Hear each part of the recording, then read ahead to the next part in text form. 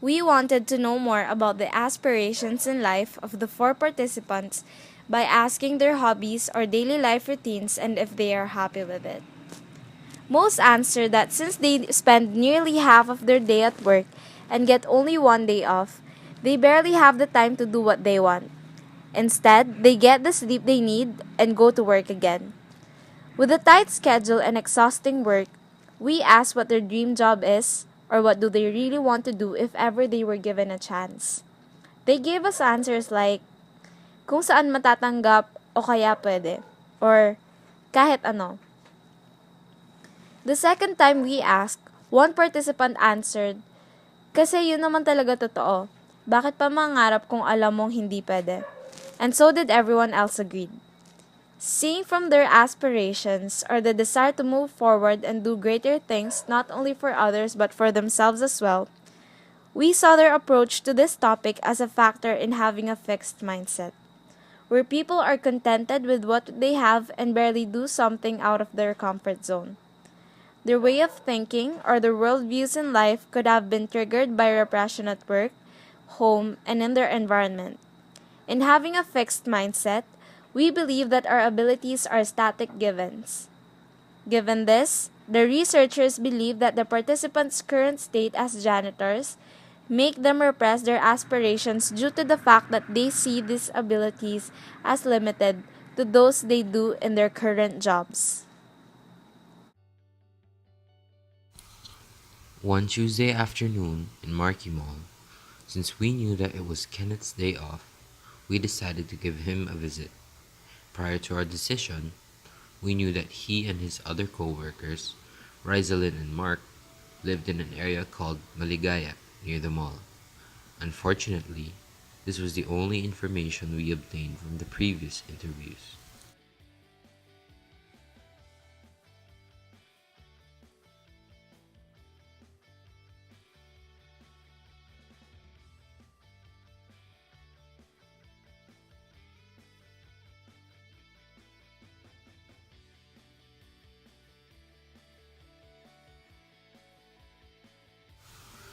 Since the place called Maligaya was said to be at a walking distance from the mall, we decided to proceed on foot, encountering many twists and turns along the way.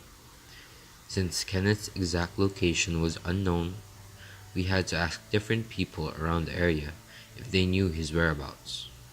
After several misleading directions and information, we were running short on hope, time, and energy, up to the point where we resorted to looking for a janitor's uniform hung upon a window or anywhere it could be settled for drying, or more commonly known as the sampayan.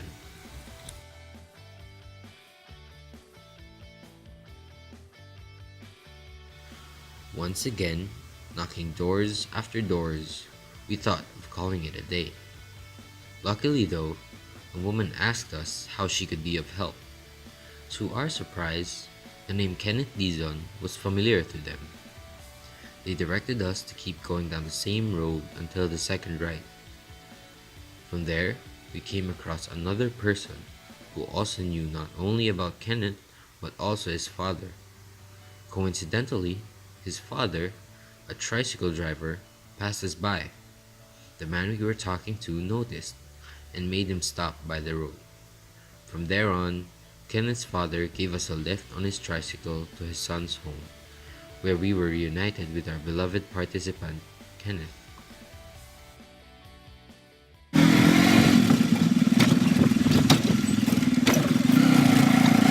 Upon arriving at Kenneth's home, he was just surprised to see us there and wasn't really expecting any visitors. He couldn't believe that we went all the way to Maligaya just to find and see him. He invited us inside where we met his wife, Princess, his 1-year-old son, Kobe, and his cousins, which happened to be toddlers.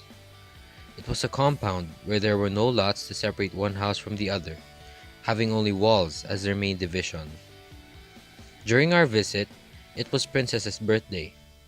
Luckily, we brought some food from the mall that not only served as a token of appreciation, but also as a gift for his wife.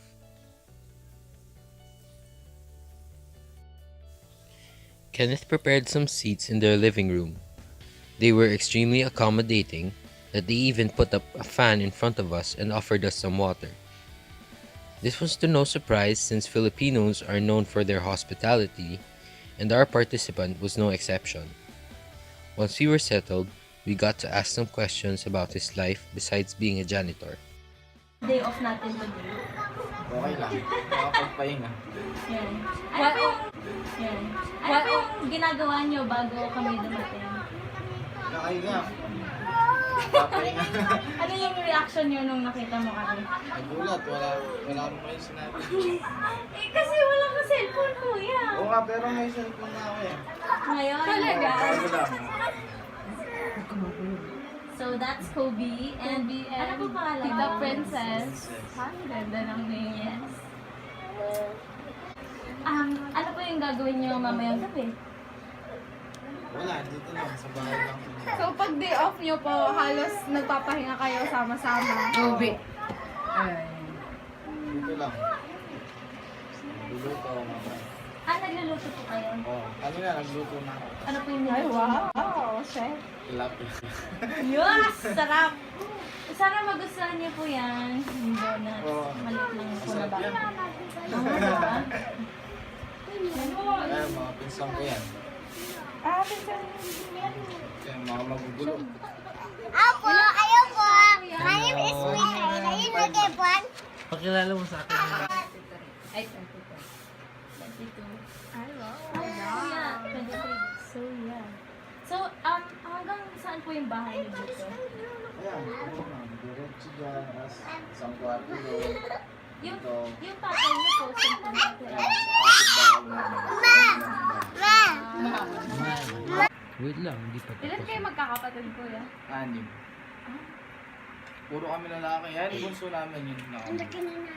Bunso? Kapatid. So, kapatid din yan siya. Oo. Oh!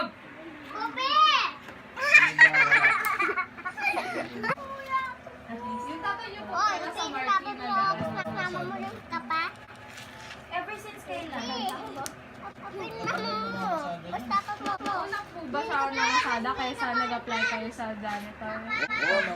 Halos bata pa kami namamasahin yun.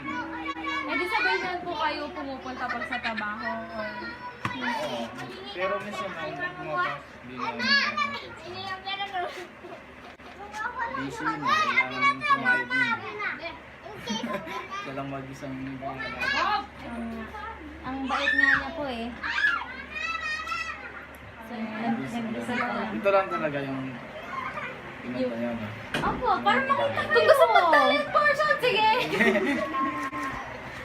Yun lang, para lang mapakita yung environment. Environment.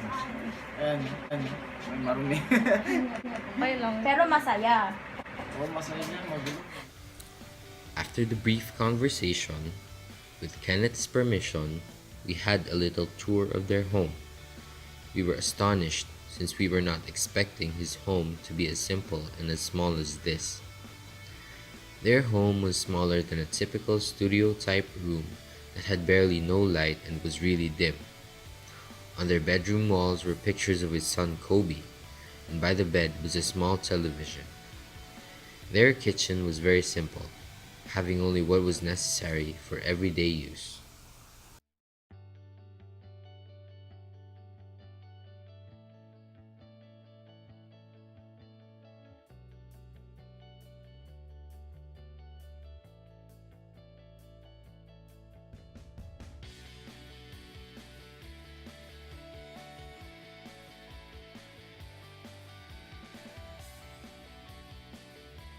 Once we were done with the tour, we took some photos together with the family and parted ways, where Kenneth and Kobe accompanied us to the nearest road. From there, we rode a tricycle on the way back to the mall.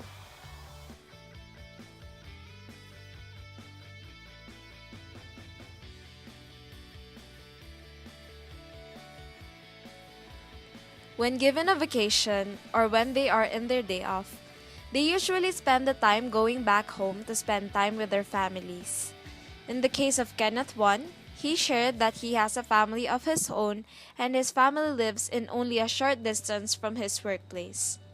This was discovered after Kenneth once shared to the researchers about how he did not need to ask for a vacation since he wanted to generate income and he gets to spend time with his family every day after work.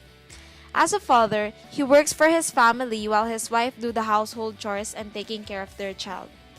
Filipinos grew up with the lesson, family comes first.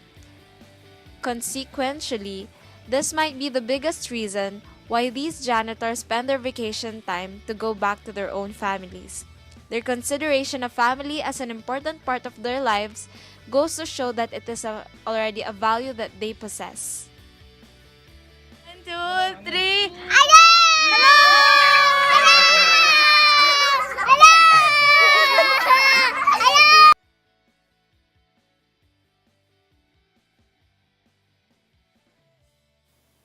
Marginality is commonly understood as a condition of outsideness, but it is better understood as something internal. The ways poor people are integrated into the wider society defines forms and experiences of marginality. This research on marginalized groups has given us the chance to discover things that we might commonly take for granted each day. In our case, we gained a small insight on what goes on in the lives of the marginalized group we have selected, the janitors. Witnessing firsthand not only their lives at work, but also how they are at home as normal people like you and me.